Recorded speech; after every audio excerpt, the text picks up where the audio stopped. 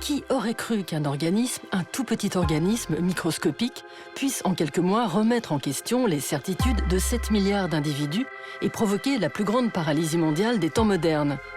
Travail, consommation, transport, limité dans vos déplacements, il vous a fallu vous adapter. Et grâce aux outils numériques, la vie a tout de même continué. Rendez-vous médical à distance, réunions en ligne avec les collègues, achats en tout genre d'un simple clic. Mais avec lui, des craintes sont apparues. Ce nouveau mode de vie à distance ne risque-t-il pas d'en conduire plus d'un à l'isolement et la solitude, à ne limiter les échanges qu'à des regards plutôt qu'au toucher? Et si justement c'était le moment de repenser notre rapport au numérique? Avant d'être un nouveau mode de vie, n'est-il pas avant tout un outil?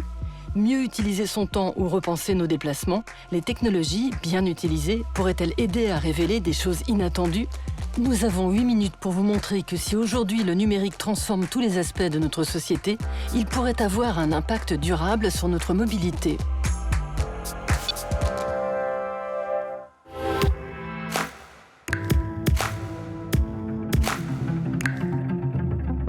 You've been hearing and reading reports.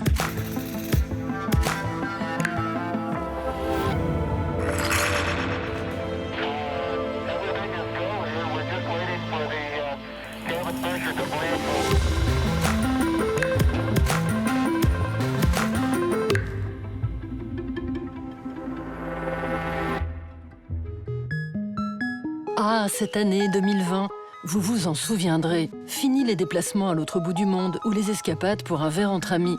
De confinement en déconfinement puis en reconfinement, vous vous êtes d'abord retrouvé dépité, freiné dans votre mobilité.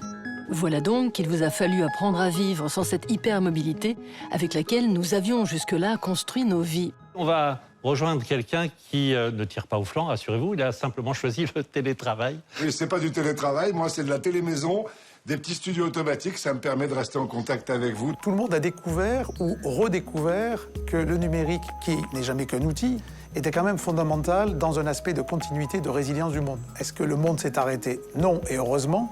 Les services vitaux ont continué, les banques ont continué, l'alimentation a continué. Pendant le confinement, nous sommes passés par beaucoup de phases différentes et la pratique numérique qui existait déjà avait une véritable fonction presque d'anxiolytique et d'antidépresseur interactif. Augmentation inédite du télétravail, explosion du commerce en ligne, consultation médicale à distance, école à la maison.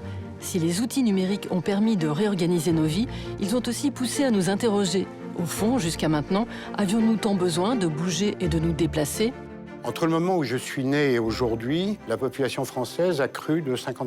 Celle des distances parcourues était multipliée par 10. Il n'a fallu que 20 ans pour qu'on double le parc automobile. 15 ans pour qu'on double le volume des passagers aériens. Là, il y a quelque chose de l'ordre de l'excès et c'est ça qu'on appelle l'hypermobilité. Mais c'est aussi une très grande fatigue de la part de ceux qui doivent subir cette mobilité. Les gens sont plus en attente maintenant d'une action raisonnée par rapport à leur mobilité, mais également par rapport à leur consommation. Moins de mobilité dans les centres commerciaux signifie aussi également moins d'hyperconsommation.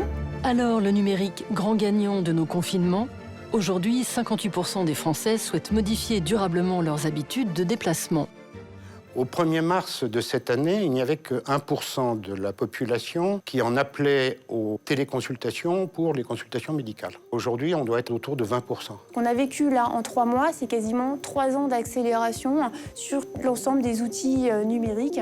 Allons-nous vers une société ultra numérisée où les liens humains disparaîtraient au profit des écrans? Avouons-le, le numérique ne remplacera jamais une balade en forêt, un dîner entre amis, sans parler des métiers qui ne s'exercent pas à distance. Il y a une dérive qui serait d'envisager le travail à distance comme l'unique manière d'être dans le monde du travail, alors que, étrangement, c'est aussi dans ces moments informels, la cantine, les moments où on a envie de faire une pause, que aussi la construction sociale se fait. Outre le fait qu'on est encore dans une fracture du numérique, que les accessibilités au numérique ne sont pas universelles. L'utilisation des nouvelles technologies, ça soulève quand même 3 grands points. C'est le rapport à la confiance dans les outils qu'on met à votre disposition pour travailler. Il faut qu'ils soient disponibles 100% du temps, il faut qu'ils soient fiables, il faut qu'ils soient sécurisés. Donc là, il y a en effet toute une série de questions à résoudre et il faut absolument les résoudre puisque de toute façon, on ne fera plus sans cette dimension numérique dans nos quotidiens.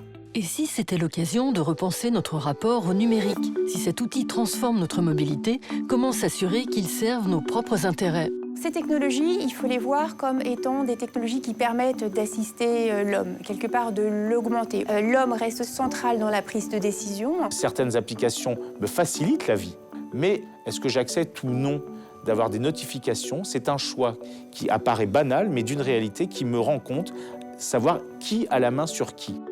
Depuis quelques années déjà, les outils numériques ont envahi nos espaces. Mieux gérer ses déplacements, savoir quand sortir et pourquoi, pour gagner du temps. Il se pourrait que demain, l'intelligence artificielle soit une technologie utile pour inventer une nouvelle forme de mobilité, à commencer dans nos villes.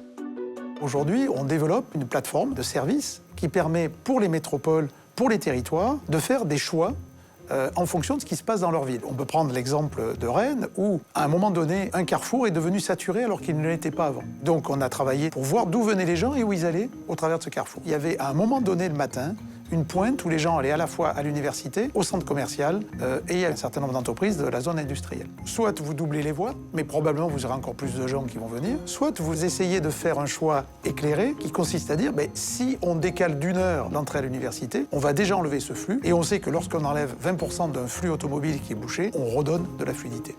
Et c'est le choix qui a été retenu.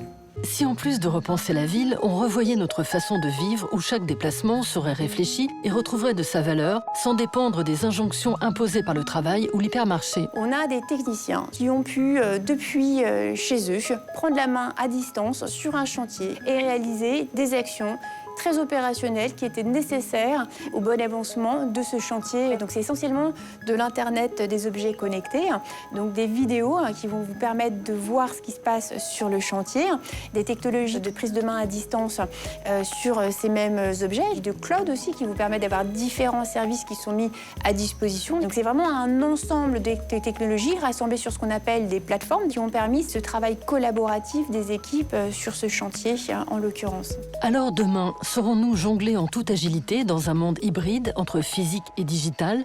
Ces nouvelles technologies, elles nous permettent d'accompagner cette transition vers une forme de démobilité et de raisonner peut-être, pourquoi pas, circuit court, équilibre de vie, équilibre professionnel également. Ce qui se dessine, c'est une espèce d'archipel avec à l'extrémité le siège, à l'autre extrémité le domicile. On ne fera pas tout à domicile, on ne fera pas tout au siège. Et donc, on fera un certain nombre d'activités de travail dans les transports, dans les espaces de coworking, dans les cafés. On le faisait déjà pour un certain nombre d'entre nous avant la crise sanitaire. Je pense qu'on va le faire de plus en plus et pour toutes nos activités du quotidien.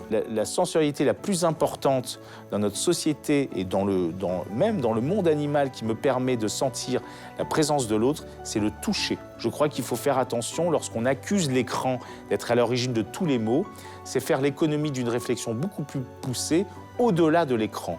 Et c'est ce que mon travail me montre, c'est que d'une certaine manière, nous restons profondément des êtres humains.